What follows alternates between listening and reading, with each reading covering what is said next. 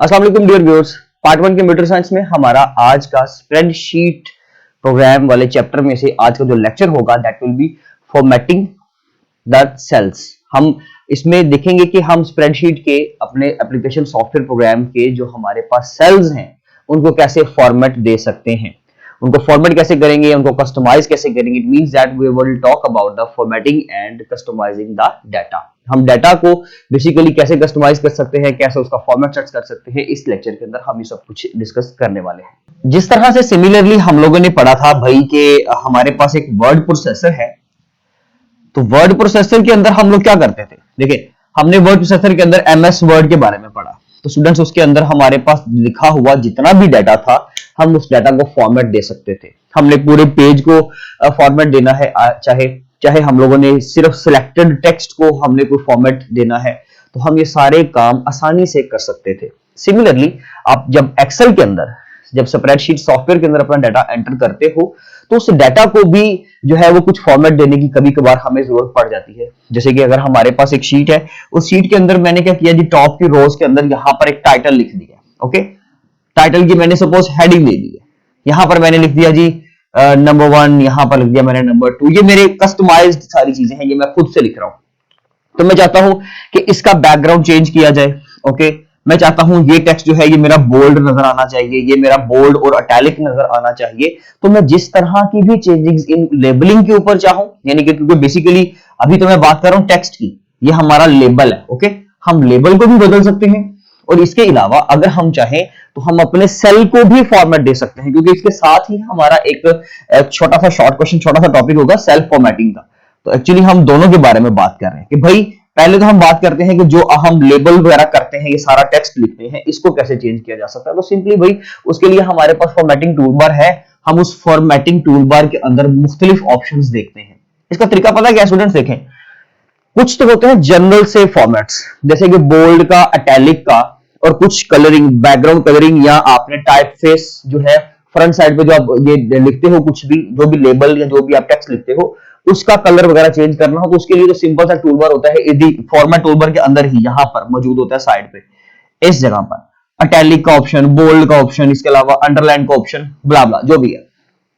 तो जब जैसे ही आप कुछ टेक्स्ट लिखते हो या जब जैसे ही आप कुछ डाटा, किसी सेल के अंदर अगर आपने कोई वैल्यू लिख दी है 2300, आपने लिख दिया जी 2500, आपने जो भी वैल्यू लिखी, तो जैसे ही आप सेल को सिलेक्ट करोगे तो ये ऑप्शंस हमारे पास ऑलरेडी मौजूद होते हैं, हम इनको एनी टाइम यूज कर सकते हैं। बट इसके अलावा अगर आपको कुछ एडवांस टाइप के फीचर, जैसे कि अलाइनमेंट करनी है, जैसे कि आपने कोई हाइपरलिंक ऐड करना है, आपने कोई फंक्शंस के बारे में कुछ बात करनी है, आपने इसके अलावा जितना भी काम करना होता है वो आप एट दैट टाइम नहीं कर सकते जब आपने सिर्फ सेल को सिलेक्ट किया हो।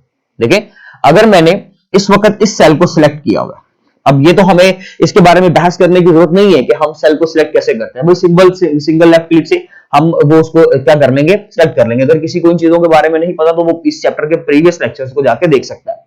हम इसको सिलेक्ट करेंगे तो उसी वक्त हमारे पास ये जो है ये हाईलाइटेड होंगे, हम इनको एनी टाइम यूज कर सकते हैं। बट इसके साथ साथ अपार्ट फ्रॉम दिस हमारे पास यहाँ पर जितने भी टूल्स मौजूद हैं वो तमाम ब्लर हो जाएंगे। ब्लर मीन्स कि आप कह सकते हैं कि जी वो डल हो जाएंगे, आप वो क्लिकेबल नहीं रहेंगे, यूजेबल नहीं रहेंगे। आप वहां पे कर्सर लेकर जाओगे बट वो क्लिक नहीं कर पाएगा, तो आप कहेंगे कि यार ये क्या हो गया, ये तो मेरे पास, इसका मतलब है मैं 2300 को लाइन नहीं कर सकता, क्या मैं इसके अंदर यहाँ पर टेक्स्ट के अंदर अपना हाइपरलिंक ऐड नहीं कर सकता, क्या मैं फला काम नहीं कर सकता। तो स्टूडेंट्स आप लोग कर सकते हो, बट उसके लिए फर्स्ट ऑफ ऑल आपको क्या करना पड़ता है, ए बी सी डी जितने भी कॉलम्स है, जिस कॉलम के अंदर आप हो उस कॉलम को सिलेक्ट करना पड़ता है। ऐसी चेंजिंग्स के लिए आप लोग सिंपली सी को क्लिक करें, डी को क्लिक करें, जैसे ही आप रिस्पेक्टिव कॉलम को क्लिक करते हो, वन टाइम सिलेक्ट करते हो सिंगल क्लिक से, तो फौरन से फिर आपके पास ये तमाम ऑप्शंस मौजूद होते हैं, एकदम से वो कलर्ड हो जाते हैं। आप जिसको भी यूटिलाइज करना चाहते हो आप आसानी के साथ उसको यूटिलाइज कर सकते हो।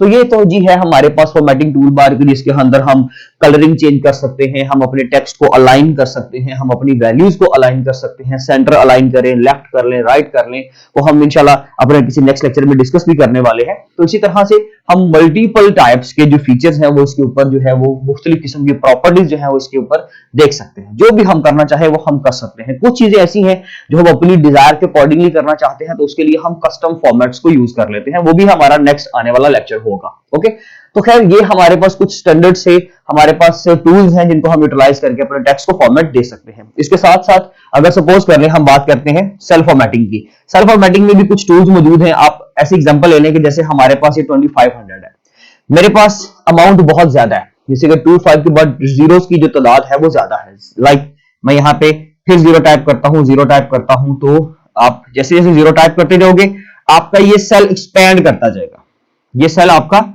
एक्सपैंड करता जाएगा, यानी कि आप सपोज कर लें यहां तक आ गए।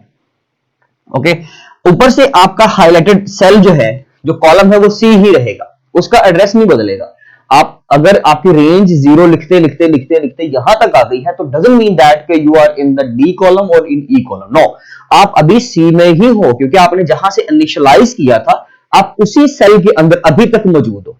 तो ऐसी चीजों के लिए हमें टेक्स्ट को रैप कर लेना चाहिए, तो हम टेक्स्ट रैप का ऑप्शन भी मौजूद है हमारे पास। हम होम मेन्यू बार में से होम टैब पे क्लिक करेंगे, होम पे क्लिक करने के बाद हमारे पास तकरीबन मिड में जाकर कुछ ऑप्शंस, लेटेस्ट वर्जन की बात कर रहा हूं, उनमें हमारे पास मिड में ऑप्शन होते हैं। हम टेक्स्ट रैप यूज कर सकते हैं, वर्ड रैप यूज कर सकते हैं।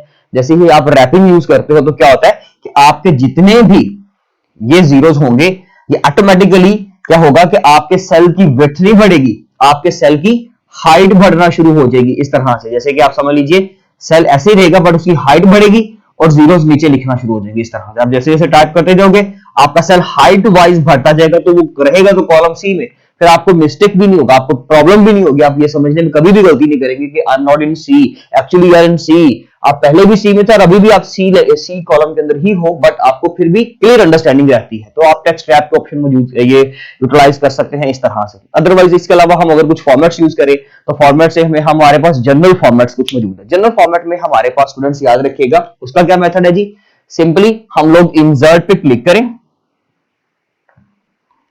और फॉर्मेट पे क्लिक कर दें तो हमारे पास एक फॉर्मेट का मेन्यू आ जाएगा। ओके, उस मेन्यू में अब हमारे पास एक कॉलम आएगा, कॉलम के अंदर सबसे पहला वर्ड ही क्या होता है, जनरल का होता है।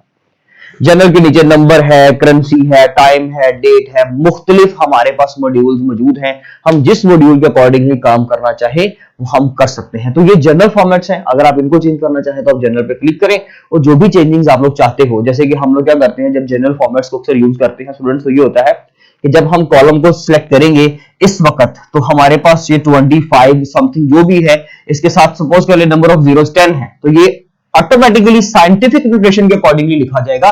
साइंटिफिक नोटेशन के अकॉर्डिंगली इसको बना दिया जाएगा जी 25E10। सपोज करें नंबर ऑफ जीरोस 10 थी तो ऑटोमेटिकली इसको साइंटिफिक नोटेशन में लिखा जाएगा, क्योंकि साइंटिफिक नोटेशन में हम किसी भी नंबर को कैसे लिखते हैं, देखिए मेरे पास 25 और उसके साथ सपोज कर लें 10 जीरोस हैं तो हम उसको लिखेंगे 25 multiply by 10 raise to power 10।